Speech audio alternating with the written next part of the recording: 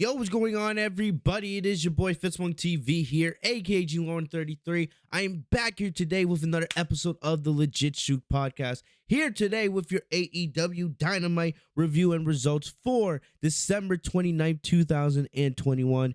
Thank you guys so very much for joining me here on the channel. You know, I hope you guys are staying well, staying healthy, man, as we are in the final days of 2021. What a crazy year it has been. And I don't know about y'all, but I'm so ready to finally get into 2022 and see what 2022 has in store. But before we can get into 22, we have to talk about the final AEW episode of 2021. And, you know, these last couple Dynamites have been pretty big. You know, it seems like the last couple weeks they've had a theme every single week. And this week's was the New Year's Smash, right? And of course, we know that next week's going to be one of the biggest Dynamites ever because they will be making their first Dynamite episode on their new home, their permanent home, TBS. And it's going to be very interesting. We know we have some big matches for next week. There's an AEW tag title match. We know that they'll be crowning the new TBS champion, the first inaugural AEW Women's TBS champion. And of course, we have the big AEW world title match between Hangman Adam Page, Cowboy Shit himself, and Daniel Bryan, or my bad, Bryan Danielson. Let me not call him by his WWE name.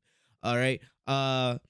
So we have that for next week, but we also had some pretty big things on tonight's episode of AEW Dynamite. We had the AEW debut of the new Undisputed Era, even though they're not being called that, but of course, the trio, Adam Cole, Kyle O'Reilly, and Bobby Fish, as they went up against Orange Cassidy and I think it was Best Friends. You know, we also had some other tag team matches. You know, and we also had a big debut in the women's division, right? Plus, CM Punk and MJF continue their story, right? Some people are gonna try to tell you that the story is done between CM Punk and MJF. But that's what they want you to believe, especially for those that have a casual mindset. They want to make you believe that CM Punk and MJF, their story is done for now, but it's just getting started, right? So we have a good amount to talk about on AEW. This is actually one of my first Dynamite reviews. I've done Dynamite reviews in the past. I've just never been consistent with them. But one of the things I want to do for 2022 is be more consistent altogether on the channel, especially with AEW reviews. So if you guys want me to continue doing AEW reviews in 2022, it's pretty simple. You know, you don't have to do much. It's very, very easy.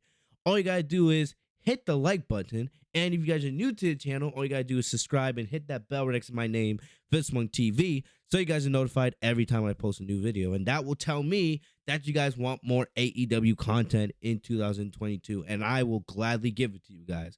Because, you know, what do you guys notice? I'm smiling. You know, because for the most part, AEW is not perfect. But for the most part, when I watch AEW, I'm smiling because AEW is an enjoyable product.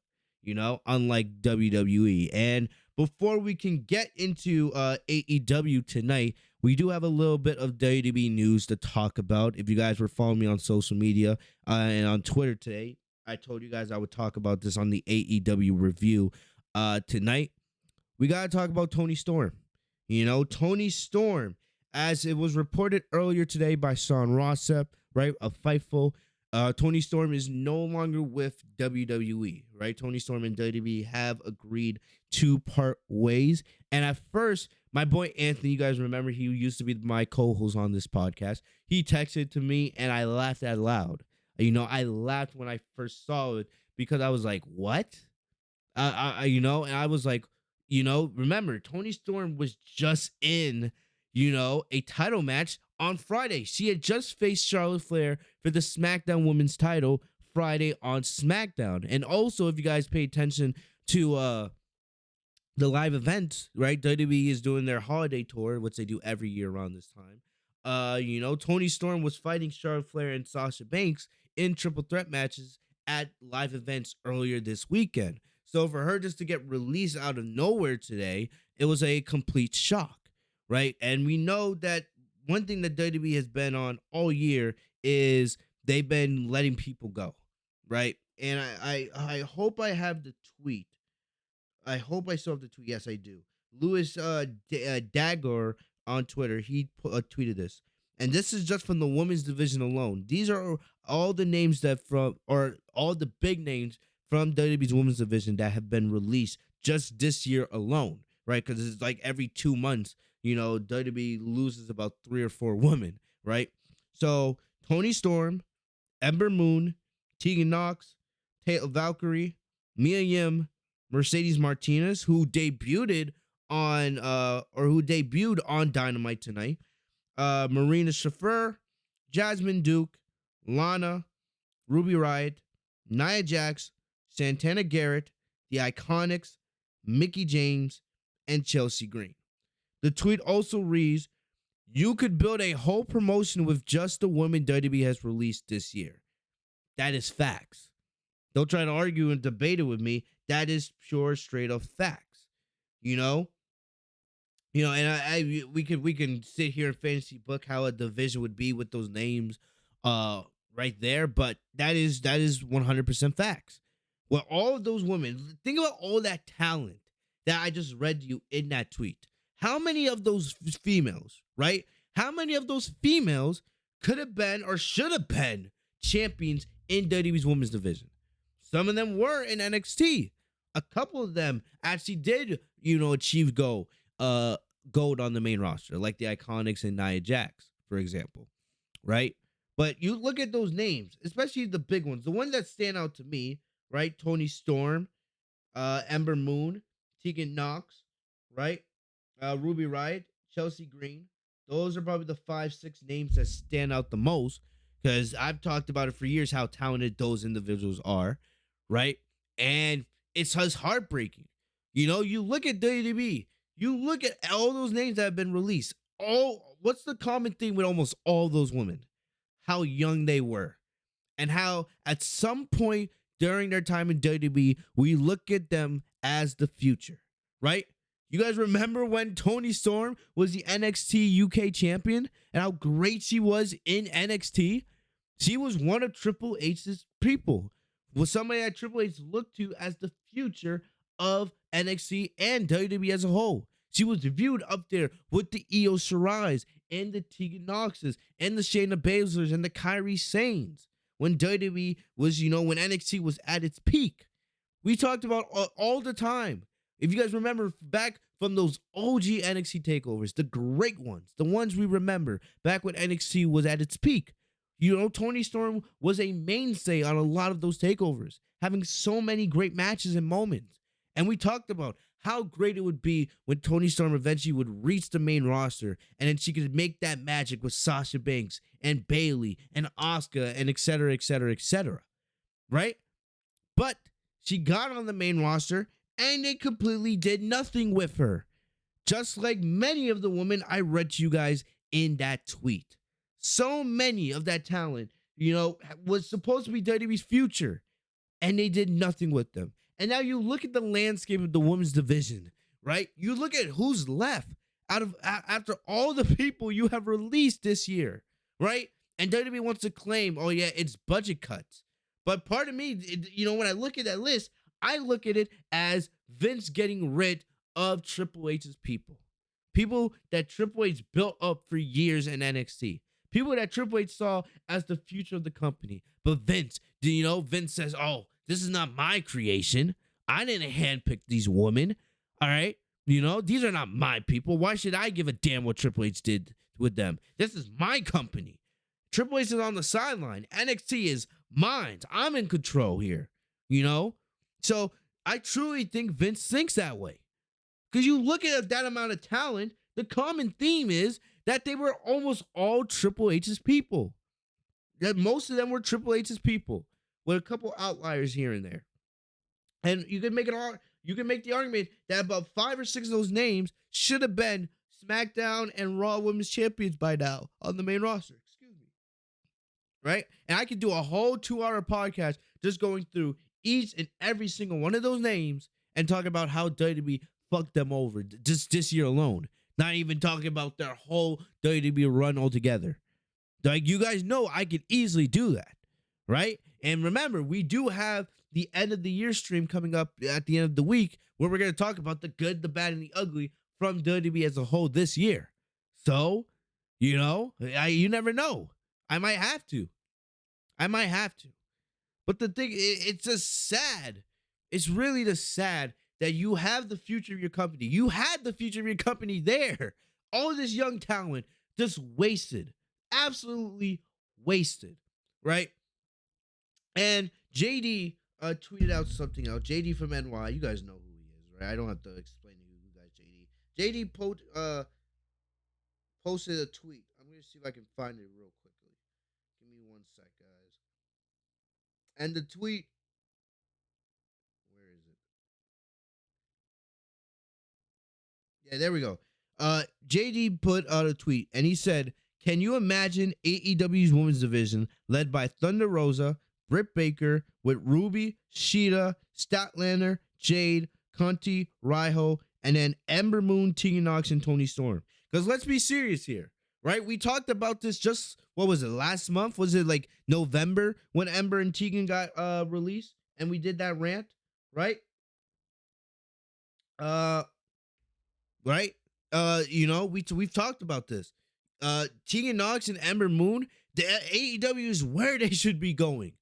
We've talked about all year how probably the biggest problem that AEW has is their women's division. Well, WWE is legitimately fixing AEW's biggest problem, because with all the releases they do, right? With all of the releases, they just go straight to AEW.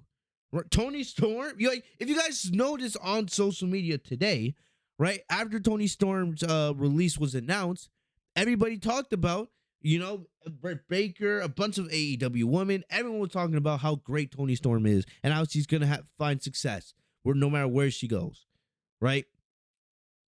I'm telling you, Toni Storm's gonna end up in AEW the next 3 months. So will Ember. So will Tegan Nox. And that AEW women's division, it won't be a problem anymore. It's going to be must-see TV every single week. And those 3 women specifically, Ruby's already showing out right now. Ruby might be becoming the new TBS champion next week. We'll see what happens. But those 3 women, and I'm talking about Tegan, Ember, and Toni, when they do end up in AEW in the next couple months, they're going to prove throughout 2022 and beyond why WWE screwed them over and why WWE should rot for not using them. You guys know how much I loved Ember and Tegan Nox, right? And how I wanted to see them succeed. You know how heartbreaking it is that now that Toni Storm is gone, that's another potential dream feud or dream match that you could have done with Sasha Banks that we're never going to see now, right? We never got our Sasha Banks and Mickie James feud. We never got our Sasha Banks and Ember Moon feud. We never got our Sasha and Toni Storm feud. We never got our Sasha and Tegan Nox feud. That's those matches, man, had so much potential, but WWE never did them because WWE never put any value and any care in those women. And I do feel that it is very important for me to mention that, the big thing that didn't come out till later, it was it was Toni Storm who requested her release from WWE, right? And the thing about it is, that's big. That's big because we know that WWE right now, unless you're a big name, they'll let you go if you ask. Because WWE's doing all these budget cuts and they don't care if they give away their future, right? They'll do it without any second thought. And remember, I mentioned it at the beginning of the video. Toni Storm was the one who requested her release.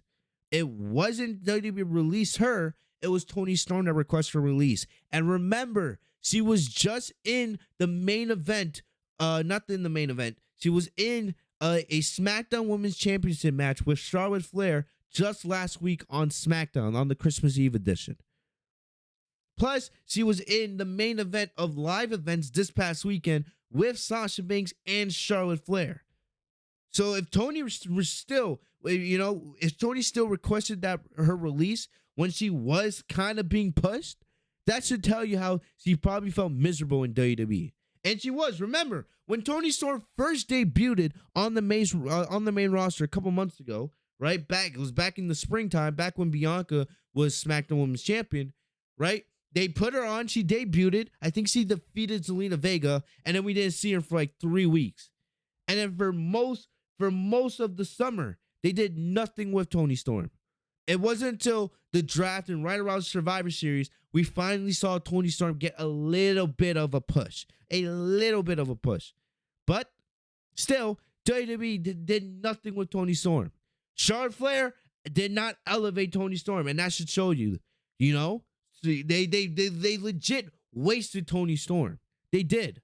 And if you look back now at that match between Charlotte and Toni Storm from this past Friday on SmackDown, the way Toni was, put in that match, the way it kind of felt like, they just didn't really care about her, right? And the fact that Charlotte didn't do anything during that feud and match to elevate Toni, it felt like WWE, was just saying goodbye to her. It's like almost like WWE knew Toni Storm was going to request her release in the near future. I don't have any proof about that. I'm just observing. But now that we know that Toni Storm herself, that she requested her release from WWE, you got to ask these questions. You got to look at everything. And Toni Storm, had everything to be a pioneer for the women's division for years to come. Just like Ember Moon, just like Tegan Nox, just like Ruby Soho. And the list goes on and on and on. I'm not concerned about Toni Storm because I know that she'll be able to find success wherever she goes next. Most of us believe she'll end up in AEW. That probably is where she's going to go. But, it just is another example out of 1,000 that WWE has given us that they just don't care about their future. I was thinking about this earlier today when I heard the news. I was thinking back to Survivor Series a couple years ago, right? I believe it was Survivor Series 2019 when we had NXT versus Raw versus SmackDown. You guys remember that women's match, right? Where Sasha Banks was there for SmackDown, Charlotte was the captain for Raw, and I think the NXT team, if I'm correct, I believe it was Bianca Belair, I believe it was Rhea Ripley, Io Shirai, Toni Storm, and I think the last one was Candice LeRae, but I could be wrong about that. Right? But I believe that was the team for NXT. And if you legitimately go back to that match, you look at those 5 women, they were supposed to be the future of the women's division. The only person from those 5, now that you look, Io Shirai, she's still in NXT. We don't know if she'll ever, come into the main roster, right? But you look at those 5, Rhea Ripley has, for the most part, hasn't been as special as she was in NXT. So even people are gonna say, "Oh, Rhea Ripley, she was Raw Women's Champion. She won at WrestleMania. She also won the Tag Championships with Nikki ASH earlier this year." Rhea Ripley, I don't care what anybody says, she has not been the same as she was in NXT. She is the Rhea Ripley you see on Monday Night Raw is nowhere close to how great Rhea Ripley was in NXT back in her prime when Triple H was running things, right? Then you also look, all right, Toni Storm is now gone, right? I know Candice LeRae, she's pregnant right now, right? And we know that Johnny Gargano just left WWE, and he's probably going to be in AEW sometime in 2022. Who else? Who else am I forgetting? Io, Rhea, Candice, Toni. Toni's gone. Bianca Belair. Bianca Belair is the only person that was in that match, right, that has found some level of success on the main roster. And even still, it's been a very bumpy ride for Bianca Belair, to say the least. Because remember, last year, Bianca Belair was not being used at all. It wasn't until this year that Bianca finally got pushed. And I'll give Bianca credit, even with the bad booking decisions WWE has given her, especially SummerSlam from earlier this year, which some of y'all, especially in the last couple days, some of y'all want to keep bringing out Bianca Belair is just as over as is how Bianca Belair is more over than she was before SummerSlam. Don't get me started on that crap, guys, really.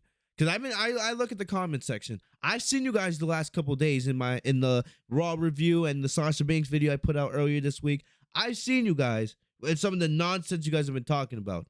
Bianca is lucky to be as good as she is, that she's been able to survive on the main roster. Really. because Bianca could have easily ended up like all those other women I mentioned. You know, and I'm happy Bianca's been able to find success. But still, don't get me started, right? Bianca's been the only one out of all those women from NXT that's been able to find success. That's it. You know, you had all those women, plus the Ember Moons and the Ruby Shohos and the Tegan Nox. All of them should have been built as the future of your company. And you did nothing with them. It's just crazy to me how WWE does not value their future at all, right? And you look who's left, right? You look who's left on the main roster, right? You have Liv Morgan, you know, who is barely surviving as is. We'll see what happens with by the time this Becky Lynch feud ends. You know, you have Shayna Baszler, who is nowhere near as dominant as she was in NXT. Nowhere near. You know, she's had some glimpses here and there, but for 90% of Shayna Baszler's main roster run, she's been wasted and not used correctly at all. Right? Who else is still there? Shotzi Blackheart. You broke her and Tegan Nox up, then you released Tegan Nox. Shotzi Blackheart, you turned her heel, and what has Shotzi done? Ever since you did that little mini feud with Sasha Banks, which was pretty good, you've done nothing with Shotzi. It took me reading about Toni Storm being released to remember that Shotzi was on SmackDown, because Shotzi has done nothing since her mini feud with Sasha Banks ended. She's done legitimately nothing. She was great as a babyface. You turned her heel, and you've done nothing with her. How long till they're the next ones to go, right? Because WWE has no problem getting rid of their future. How long till Shotzi Blackheart and Shayna Baszler, right, and Liv Morgan are out the door? Because it seems like unless you're the 4 horsewomen, you do not have a guaranteed job. And I love Sasha and Bayley, but hey, I would not be mad if Sasha went to AEW tomorrow. I would not be mad. But it seems like unless you're the 4 horsewomen and Asuka, you know, you don't have a guaranteed job. Because we've heard how Charlotte and Becky, right, they re-signed deals earlier this year, and now they're getting paid close to $2 million a year, while so many other women get cut, right, because of budget reasons, right? So we know that Sasha's not making as much as Becky and Charlotte, and Sasha's the best female wrestler in the world. You know, same thing with Bayley. Sasha and Bayley are eons better than Becky and Charlotte. And don't get me started on that conversation. I would put Asuka. Sasha, Bayley, and Asuka are way better than Becky and Charlotte. But they don't get paid like Becky and Charlotte. They don't get elevated like Becky and Charlotte. Becky and Charlotte, you know, they bury everybody in the women's division. Sasha, Bayley, and Asuka don't do that. This is the problem. This is the problem. You have no division. You constantly have the title on the same people, aka Charlotte and Becky, and then you have them bury everybody else around them, and then you release all that young talent. So there's nobody left, so you have no other choice but to keep the titles on Charlotte and Becky. It's a bunch of nonsense if you ask me. It truly is. Like, what are you actually doing? What are you actually doing?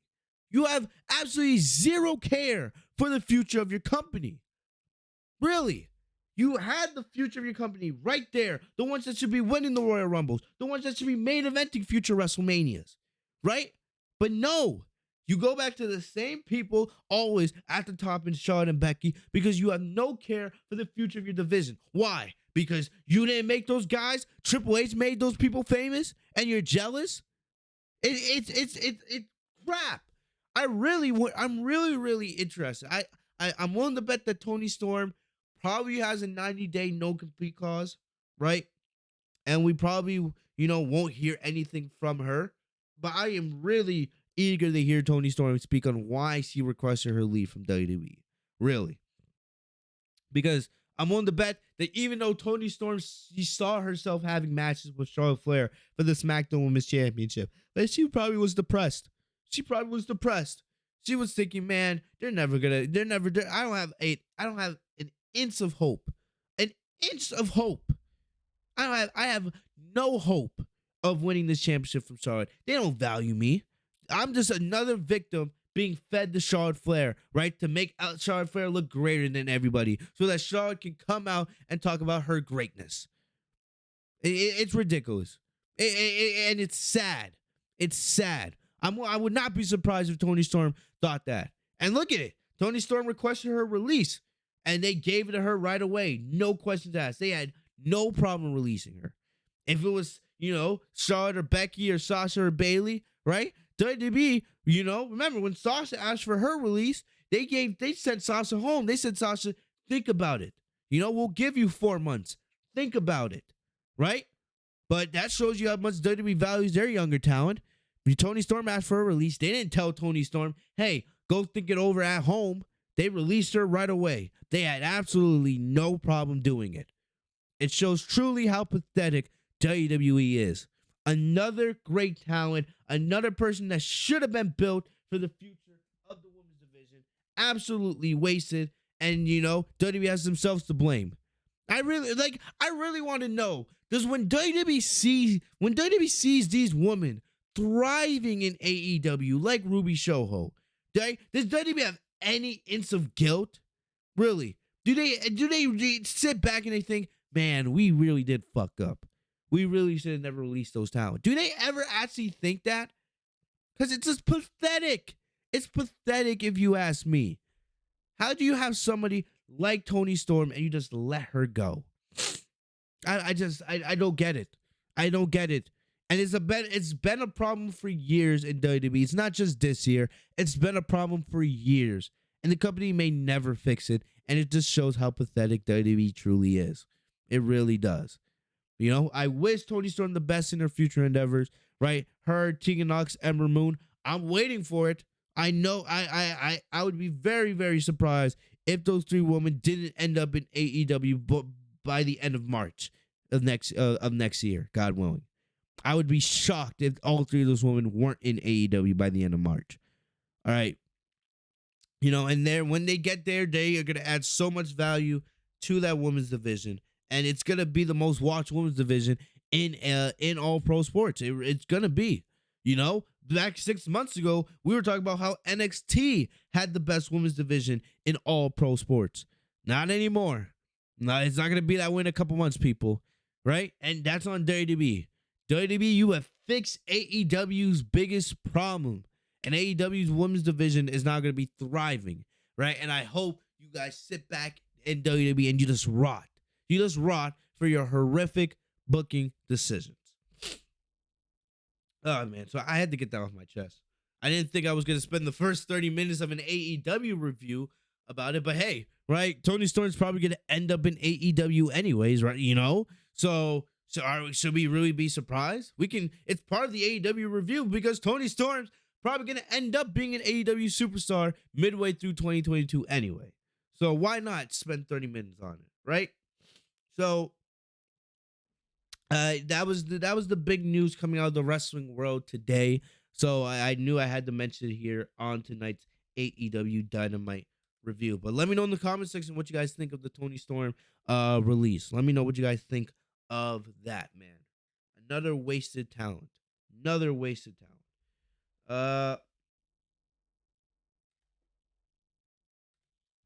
So getting into AEW Dynamite tonight, like I said, this was the final Dynamite of 2021 and also their final Dynamite on TNT. As we know, next week, the Dynamite will be moving to their new permanent home of TBS, right? And it was kind of fitting that the last Dynamite on TNT took place in Jacksonville, Florida at Daisy's Place.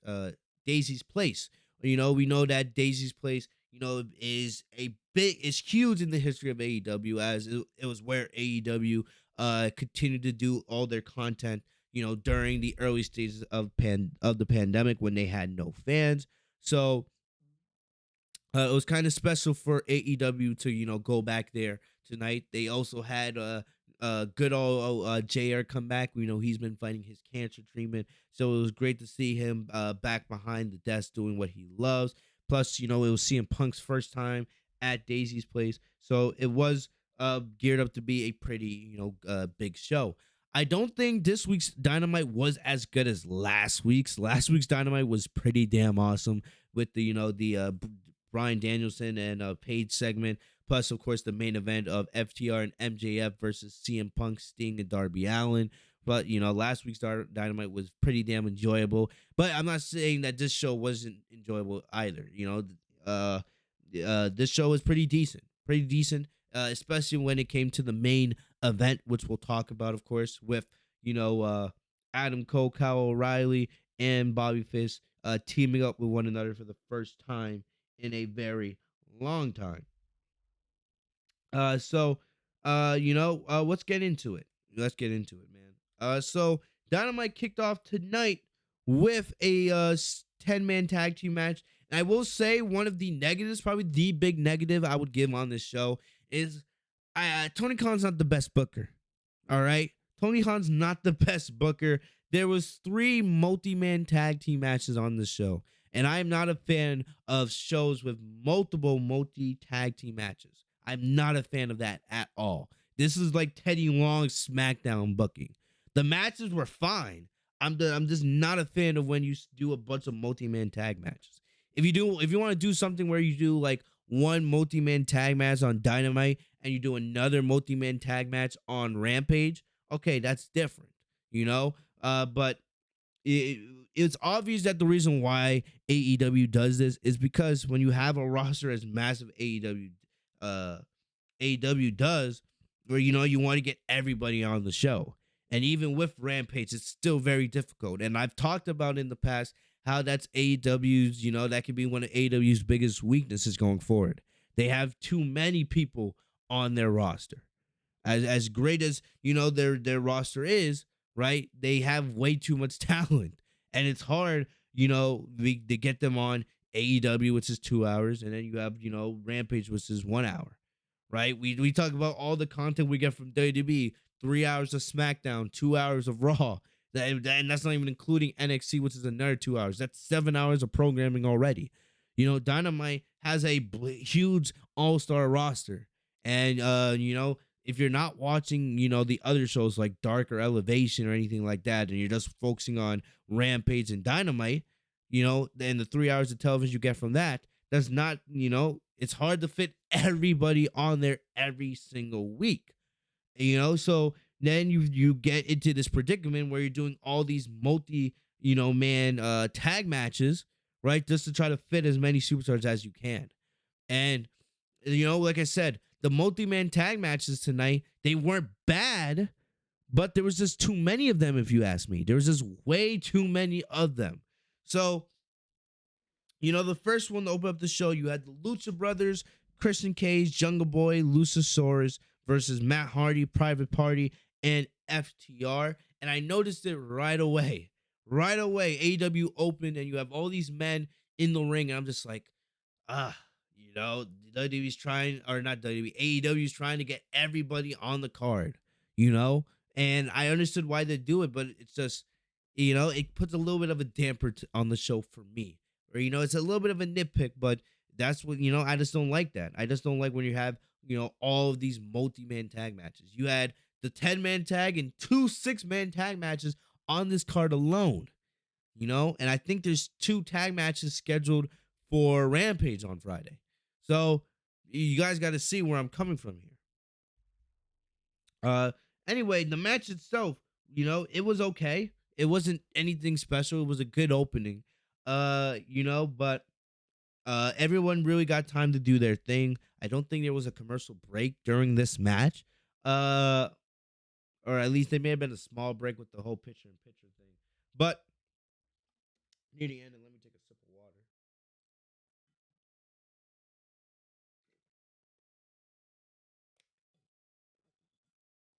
I always forget to refill my water bottle when I'm recording, or before I record. Anyway, near the end, the action broke down, between the baby faces, right?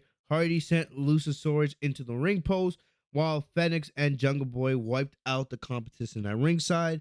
Cage tagged himself in, and there was more further dissension between the baby faces, so there was a disagreement, and then FTR was able to deliver the big rig to Christian to earn the win for the heels, right? Uh, excuse me. So that was that there.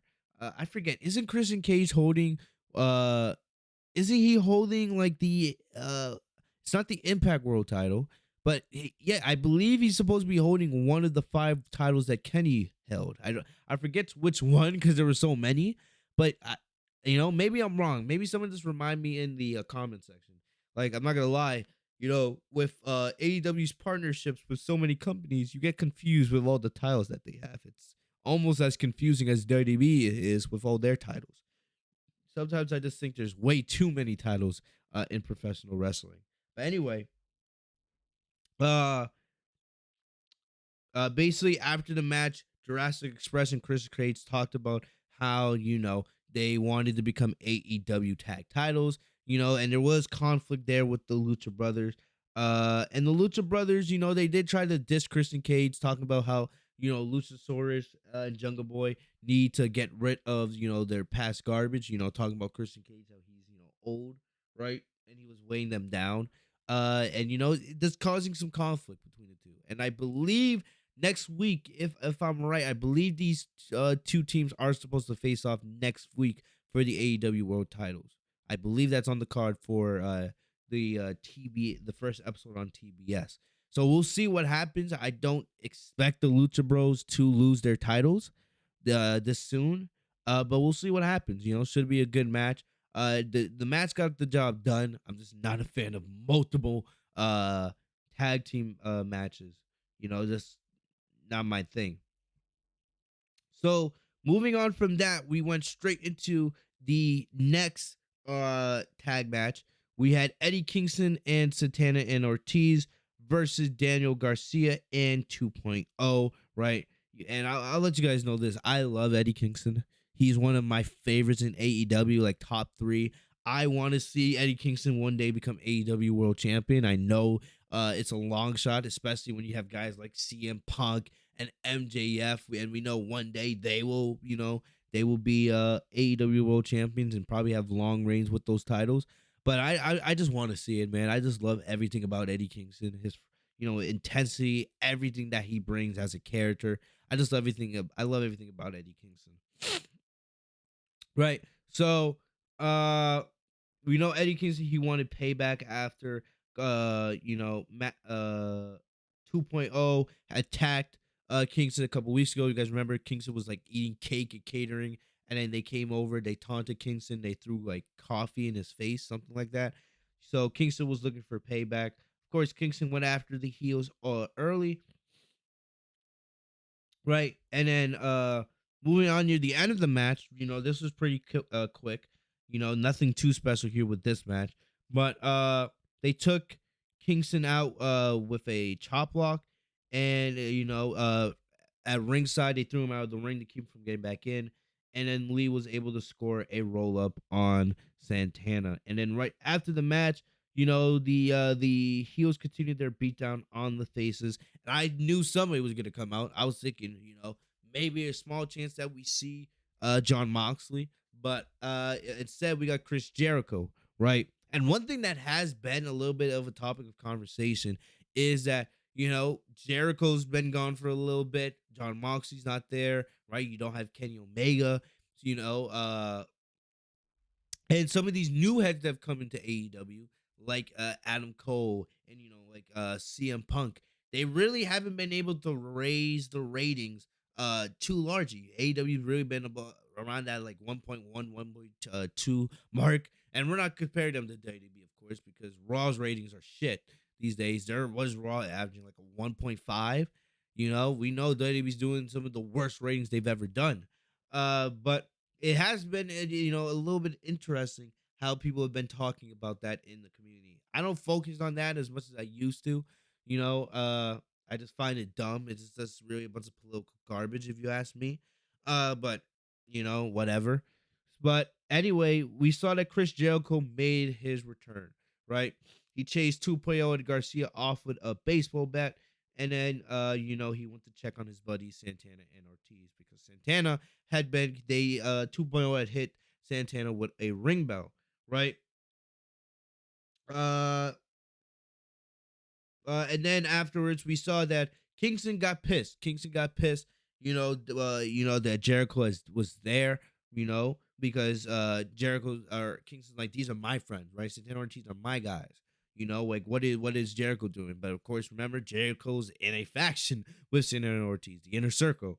So there was a little bit of heat between these two. It will be interesting to see where that goes in the coming weeks. We know Kingston, he's a brawler, right? He only messes, he only fucks with people that he trusts, and he doesn't really trust, Chris Jericho right now. So it'll be interesting to see where that goes. It was great to see Jericho back on TV. You kind of knew that with this being the last Dynamite on TNT and the last Dynamite of the year, that they were gonna have some big returns. You knew that was on the docket. So it was great to see Jericho back and hear everyone, singing his theme song once again, and then we'll see what happens going forward, and we'll see how this dynamic with Kingston and Jericho plays out over the coming weeks and months on television. So going from that, we went to uh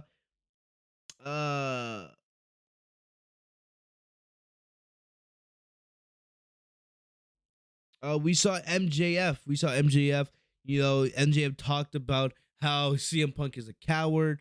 And how also going into 2022, he did talk about how some of the bogus actions of AEW management that could play a big part in the upcoming bidding roll of 2024 for MJF's contract status when MJF is a free agent.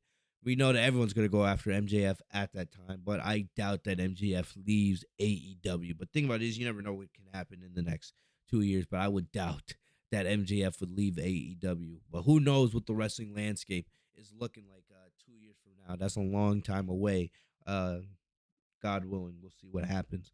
But also there was another thing is MJF talked about how he wants to chase gold, right? And MJF talked about how he wants to be both the TNT and the AEW World Champion. And what was funny is MJF endorsed Wardlow into winning this what was it called? This I forget I think it's like the AEW Revolution, something like that, like ladder match, and I guess the winner of that match gets a TNT title match, right? And uh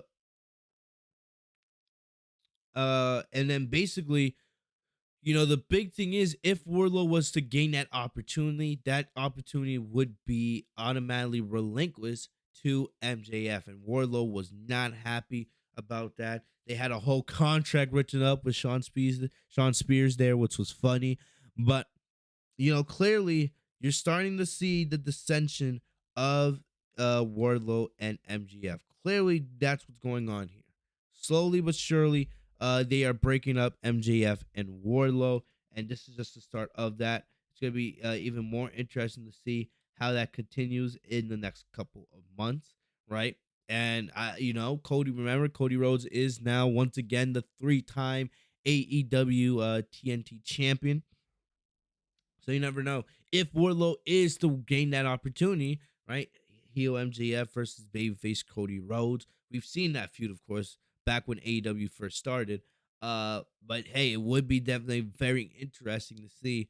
Would Wardlow actually relinquish that title opportunity to MJF? But clearly, they're slowly planting the seeds of dissension between those two. Another thing to note is MJF also did say during this promo that he was done with CM Punk. But clearly, anybody who's not a casual knows that CM Punk and MJF, they're just getting started. They're just getting started with their feud.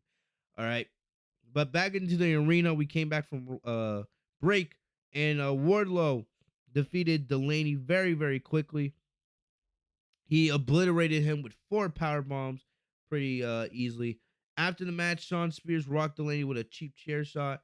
Uh, so Spears stealing the spotlight from Wardlow. So clearly, this is gonna lead most likely to Wardlow, turning babyface eventually. Because you're not turning MJF into a babyface anytime soon. But hey, It'll be interesting to see how this breakup happens.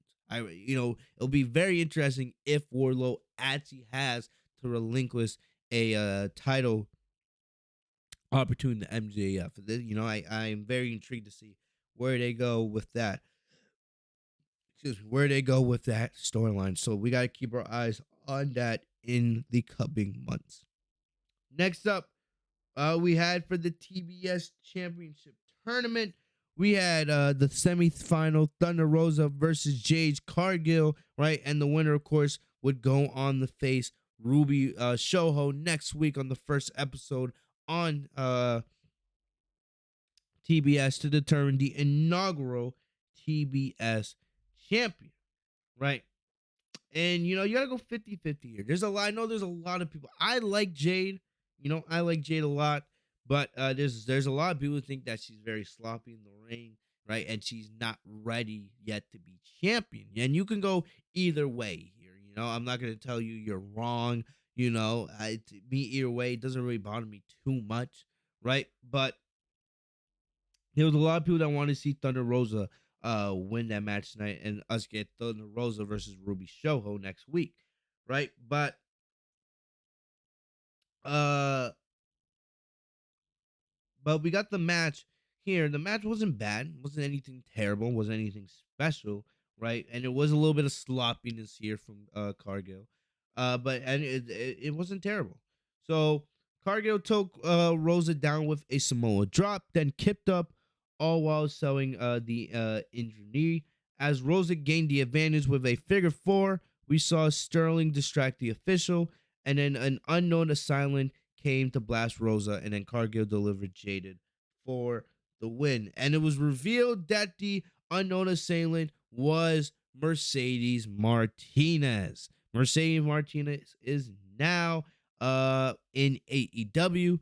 Her and Jade beat down Rosa after the match, but then Ruby Shoho came and then cleared the ring and sent the heels running, setting the stage for next week's AEW TBS Championship match, right? Honestly, and I was watching this with some of my boys in Discord, and I agree what they said. This would have probably been more interesting if they saved this for next week. I think this would have been, a little better if they saved this for next week. I understand it's the last episode of Dynamite on TNT. You want to make a splash, you want to do, all these big things, but I think they probably should have saved it for next week. Really, still, it either way, it is what it is. You can't go back and change it now, but it does add some more intrigue.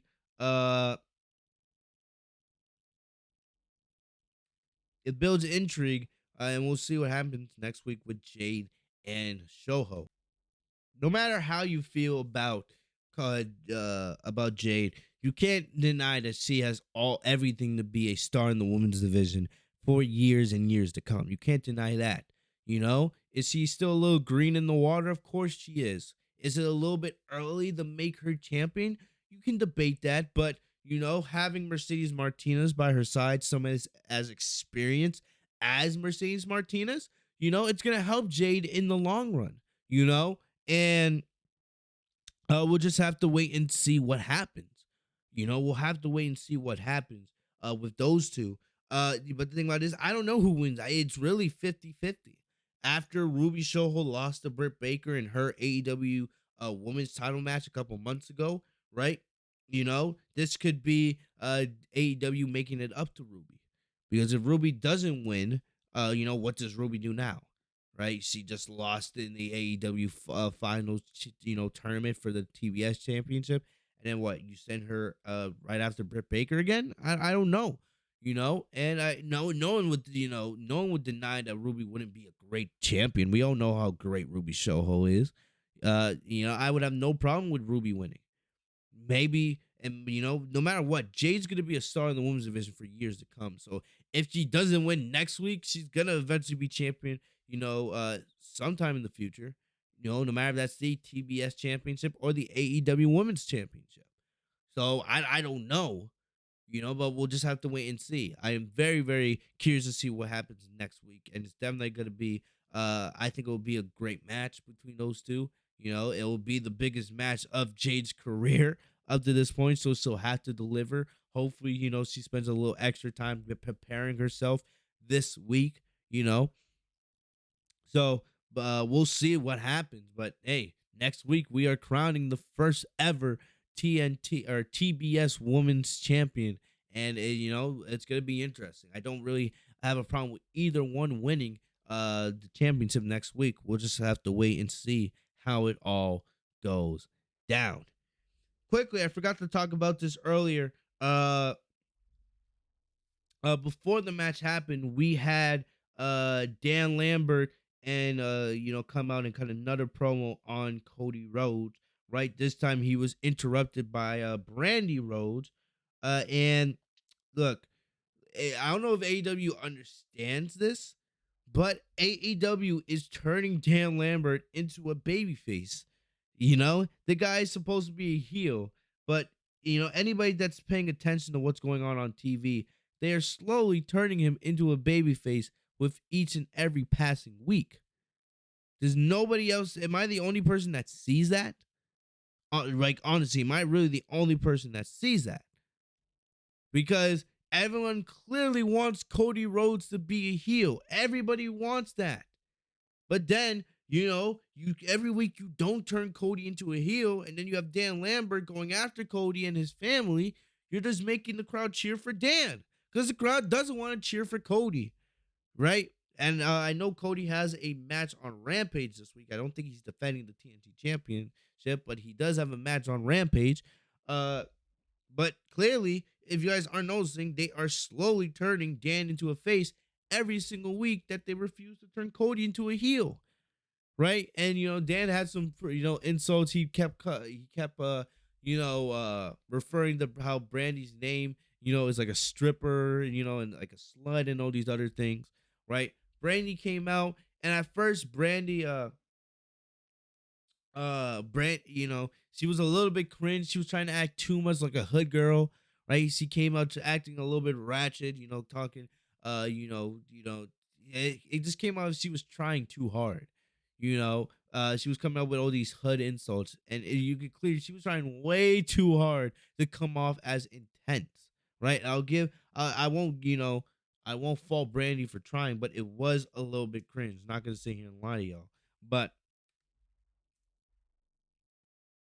but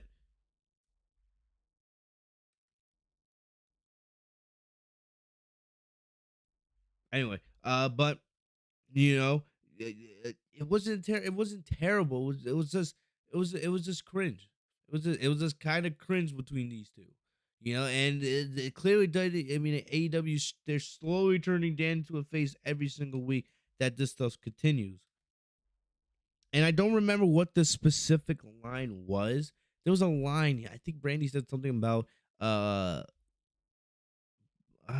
Dan being like something comparing him to a black bitch. I don't remember what it was. There was a couple good lines here, but it was kind of cringe, you know. And then I kind of wanted to see Brandy and Dan throw down, and I kind of wish we got that, you know. But then Dustin Rhodes came out, right, and then he got cheap shotted by Scorpio Sky and Ethan Page, and that's how the segment ended. So it was kind of a weak segment altogether. It wasn't awful, but it could have been done a lot better. If you take a lot of the corniness and the cringe out of it, it could have been done a lot better. But we'll see where this goes. But like I said, I would hope that AEW would recognize and be smart enough to know that they're turning Dan into a babyface more and more every week that this stuff continues. Because clearly the crowd does not want to cheer for Cody, right? And you know, no matter what, as you can try to keep Cody's babyface as long as possible, but the crowd wants him to be a heel, and it really is that simple. You know, I don't know why they just don't get it done already.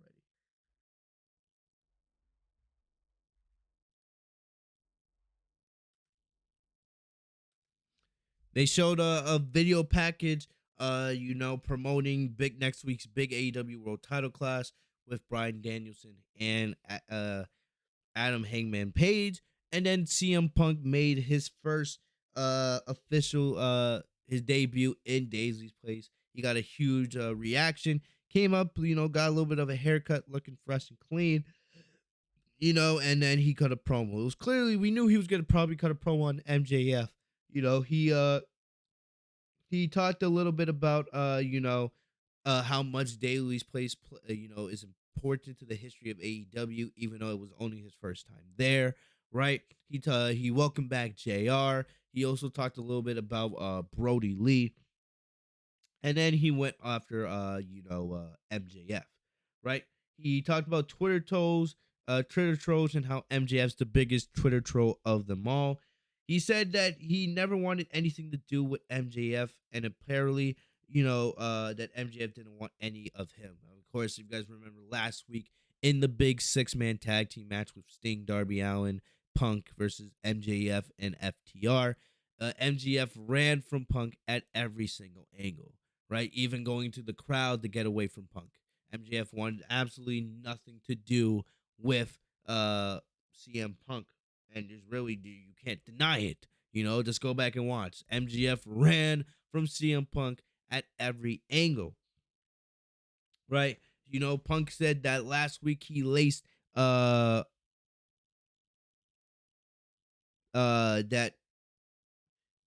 Punk said that last week he laced his wrestling boots while MJF laced his running shoes, avoiding him at all terms. Right? Then Punk went back. He reminded people of his famous pipe bomb promo, reminding MJF that on the mic, in the ring, and even on commentary, no one can touch him. That's Vincent Punk. If you guys remember back from 2011 during the Summer of Punk, he said the exact same thing. So that was pretty cool. He also gave a really good burn since they were in Jacksonville, of course. You guys remember Tim Tebow, right? How he got cut from the Jaguars, when he tried to be a tight end at the beginning of the year. Punk had a very savage burn, comparing MJF to Tim Tebow being cut on the Jaguars earlier this year, which was pretty damn good. That was probably the best line from this promo. And Punk said that, he wants nothing really to do with MJF, right? If MJF doesn't want anything to do with him, Punk's not going to waste any more time on MJF, right? But the big thing here, of course, is that Punk talked about how MJF was talking about how you need to get wins, right? You got to win matches to make it to the top of the rankings, and that's how you get title matches, right? Punk says, he has one goal just like everybody's goal. Everyone should have the goal of wanting to be the best. If you don't want to be the champion, then what the hell are you doing in AEW and professional wrestling in general, right? So Punk made his intentions clear that he wants to be AEW World Champion, just like MJF wants to be AEW World Champion. So basically, Punk teased interfering in MJF's quest for championship gold, and clearly, if both of these two want to be AEW World Champion, at some point their paths are going to collide, right? And that's how Punk ended his promo. It was short and to the point, right? And then he left the ring and got a thunderous ovation. For a casual, right? You will think that, AEW is just giving up. They're done. They don't want to do Punk and MJF anymore. That's not the case, guys. Clearly, what they are doing is they're trying to delay this feud. Remember, this has been going on now for close to a month and a half with Punk and MJF. AEW is doing everything to keep these two from having a singles match because they eventually want to do a match on pay-per-view. And we know that AEW only does about 4 to 5 pay-per-views a year, right? So clearly, this is a match that they see as big enough to be on pay-per-view. That's why they keep delaying it. If they didn't want to do that, they would have already done it. With all the big shows that AEW has been having, right? With this week being their last show on TNT, next week being their first show on TBS, right? All these things happening. AEW has all the chances in the world to do CM Punk and MJF. And on any show that you do it on, it's going to main event a Dynamite or a Rampage. We know that. Those two with the name value they have, those two are two of the biggest stars in AEW. That's a big money match. So what they're doing is they're delaying this until they can get to their next pay-per-view, which I don't think is until early February, if I'm correct, right? So clearly, they're not ending. This feud is not ending anytime soon, right? Punk teasing that he's going to interfere in MJF's quest for gold. They're telling you that Punk and MJF are destined to cross here sooner rather than later. If they're both trying to be AEW World Champion, right? They're both going to be very invested in what happens between Heyman Adam Page and Bryan Danielson, right? And clearly, both are going to be wanting to put themselves in position to be next in line for AEW World Championship matches. So clearly, at some point, those two are going to cross paths once again. So this is not the end of CM Punk and MJF. There's no way AEW would drop an angle that big. Clearly, MJF and Punk are trying to tell a long-term story here, right? Which is gonna end up, finally having these two face off, probably at the next AEW pay-per-view, right? Plus, since these two both want to be AEW World Champion, as long as both are in AEW, their paths are always going to be crossing. So, so for all the casuals out there, Punk versus MJF will happen at some point in the next couple months. AEW just wants to make you believe that, oh no, the feud's over, right? The feud is not over. These two are going to face at some point, and it's going to be epic, right? AEW is trying to delay this until their next pay-per-view. It's that simple. Punk and MJF will happen, and it will happen sooner rather than later. Good promo from Punk here, right? It got the message across. It continues the story indirectly. Punk and MJF are nowhere close to being done with one another. They're just getting started, right? And I cannot wait to see how this continues to build, right? So we'll see. I don't know if the next chapter of this rivalry will be written next week, or if they'll take a couple of weeks off from it, and then eventually Punk and MJF will cross paths once again. But for right now, Punk and MJF, they're not done. They're just getting started. AEW just wants to make you believe from a storytelling point that they are done, but no, they are just getting started with one another. So next up, we had Brian Pillman Jr., right? He came out. He cut a pretty good promo. I'll give Brian Pillman credit here. He had a lot of passion and intensity in this promo, right? And he talked about how Malachi Black has kept, has made his life a living wreck, him and his brother, So Brian Pillman Jr. was a good promo, right? Got the job done. He made a challenge to Malachi Black for a match with him next week on the first TBS show. And then, Malachi Black then appeared in the ring, right? The lights went dark. The arena went dark. Malachi Black did appear in the ring. He took off his mask, and then he was gone a couple seconds later. So he kind of tried to pull a little bit of an Undertaker, right? But clearly it was just Malachi Black accepting the match. So next week you're gonna get Brian Pillman Jr. versus Malachi Black. It'll be interesting. I think Malachi Black will win, of course, but I expect Brian Pillman to, have an impressive showing on that. And that is that. And then lastly, our main event, the big reunion, right? The undisputed reunion of Adam Cole, Bobby Fish, and Kyle O'Reilly going up against Best Friends and Orange Cassidy, right? Like I said, I wasn't a fan of how this show had multi-man tag matches, but this was clearly the match that we were all waiting for and that we were all excited for going into tonight. And earlier in the night they did a backstage promo, right, where Kyle O'Reilly talked to Adam Cole, and he's like, I know there's kind of some backstage heat between us, but this is AEW, and tonight let's go out there and get business done. So I liked how AEW, they didn't directly reference, they didn't directly say anything about NXT, but clearly they were implying, the history between Adam Cole and Kyle O'Reilly from earlier this year in NXT. They didn't come out and just say it there because they're not going to do that.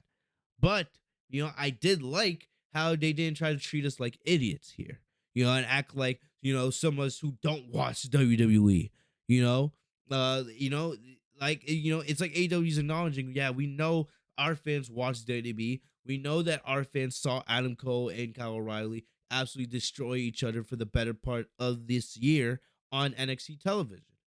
Right now they're in AEW. It's an opportunity for a fresh start. You know, so I like how they kind of made reference to that. Not directly mentioning it, but they implied it, right? And how there's how their past history would have an effect going into this match. And of course, the Young Bucks, they don't really trust Kyle O'Reilly. So that's a whole nother element on this. And they had Bobby Fish and Kyle O'Reilly. I was very intrigued to see what kind of music they would come out with. And they came out with the Red Dragon theme, right? The Red Dragon theme. And then after that, of course, Adam Cole came out with his amazing theme song. And then we got started with the main event. So everybody got their offense in here. I'm going to skip over to the end, right? And then of course near the end here, everyone's doing their super kicks and all of that. Taylor, Adam Cole went for a Panama Sunrise on the ramp, but Taylor was able to block it, hitting Cole with a back body drop. Then Trent added a spear to Cole, and Cassie followed with a diving DDT for a 2 count. Then we saw the best friends do consecutive power drivers to Cole, and then Cassie did the beach break. I thought that was gonna be the end of the match. I was like, there's no way Cole's kicking out of 2 power drivers and a beach break. But then O'Reilly and Fish made the save. Then the best friends, they rode late, but we saw Brandon Cutler and the Young Bucks. They came in to interfere. There was something that was very interesting here, and probably the big thing. Kyle O'Reilly, he went for a big boot on one of the best friends, but they got out of the way, and then Kyle O'Reilly hit Adam Cole accidentally, knocking him out for the rest of the match. And even still, after the Young Bucks interfered, Kyle O'Reilly and Bobby Fish, they hit their iconic finisher, and they were able to get the win, right? And it was great to see that Kyle O'Reilly and Bobby Fish, they still have that amazing chemistry. Because remember, this was the first time that Cole, Fish, and O'Reilly had teamed together since, I believe, March, if I'm correct. That was the last time, they had tagged as a unit in NXT. It just made me think how stupid WWE was to let all 3 of those men go. I don't know when Roderick Strong's contract ends. Yeah, I know he re-signed earlier this year with NXT, but you got to think that Roderick Strong will end up there in AEW at some point with the rest of his buddies. But it just makes WWE look stupid. Undisputed Era could have had so much success on the main roster, but then they stupidly decided to break Undisputed Era up.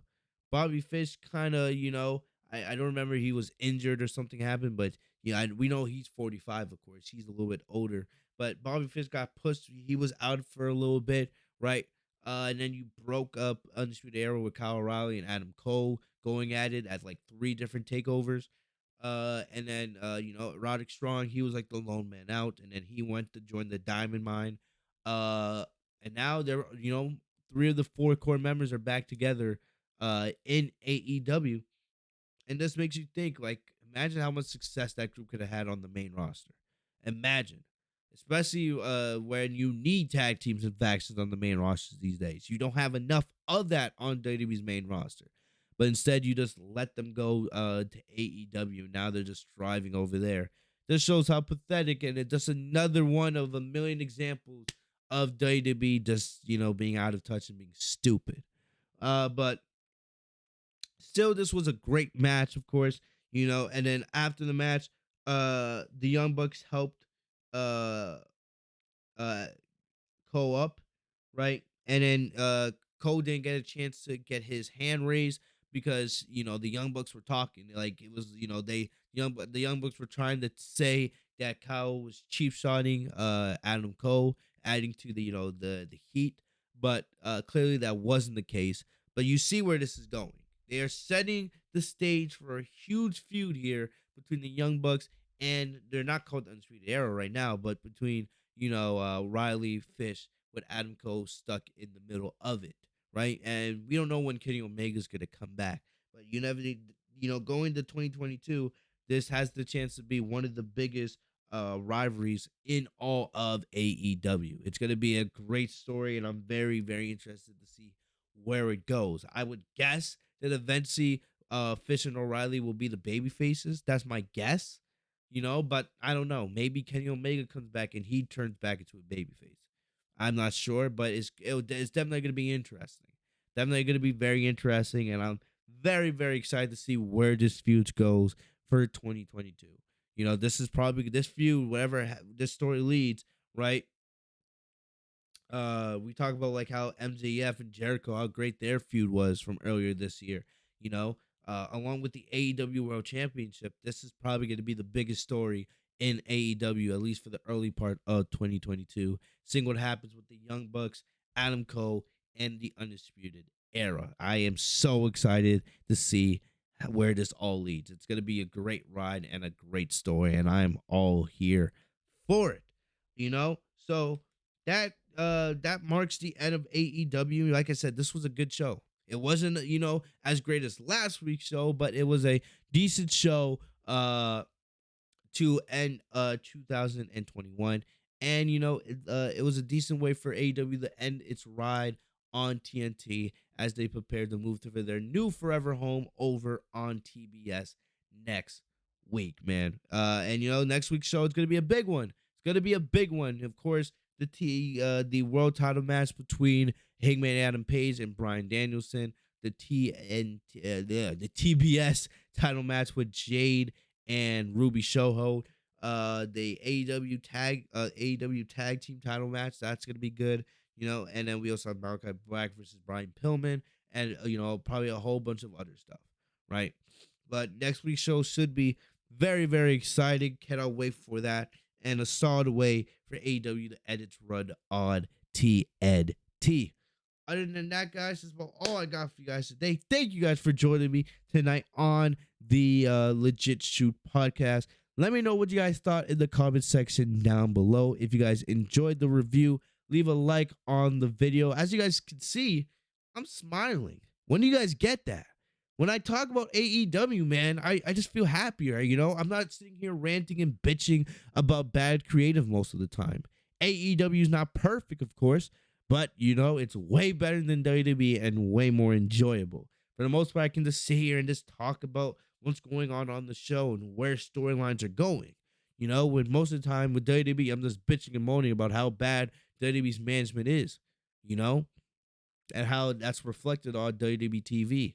I don't want to do that. I want to be smiling. I want to make these reviews of these podcasts. I know you guys love to see me rant and bitch and moan, but I don't want to see that. I don't want to have to do that. I want to be happy to just talk about wrestling with you guys, So hopefully we can get more of that, right? But other than that, guys, thank you guys so very much for joining me here on the Legit Shoot podcast. Like I said, I should be back here next week. I want to be more consistent with AEW reviews in 2022. I want to be able to cover Dynamite at least every single week. I don't know about Rampage. It'll depend. Maybe I could do something where I can do Rampage and SmackDown reviews at the same time. But that would probably lead to almost 3-hour reviews. I don't know if I want to do that, but we'll see, but I'll do my best. But definitely, I at least want to be consistent with Dynamite reviews going forward. But other than that, guys, if you guys enjoyed the Dynamite review and you guys want more Dynamite content in 2022, you got to leave a like on the video, and you guys got to subscribe by clicking the bell right next to my name, Fitzmonk TV, so you guys are notified every time I post a new video. Also, follow me down on social media. The links are in the description down below. If you guys haven't already, go check out my other content from this week. We had the Monday Night Raw review, which is live. We also had the We also had the Sasha Banks video where we talked about Sasha Banks and what she did in 2021 and the MVPs of WWE this year. And then sometime this week, either Thursday or Friday, I am planning our big WWE wrap up stream where we talk about everything from the good, the bad, the ugly, this week. So be on the lookout for that. There's a reason why you guys want to have notifications enabled. All right. Also, remember this weekend, we do have a pay per view on Saturday. We have day one. WWE Day One is on Saturday night, people. So make sure you guys are subscribed, man, because we will be going live to talk about day one as soon as the pay-per-view ends. So make sure you guys are here for that. But other than that, guys, this is about all I got for you guys today. I'm going to get out of here. Thank you guys for the love and support. I'll see you guys later. Stay safe and healthy, y'all. Peace.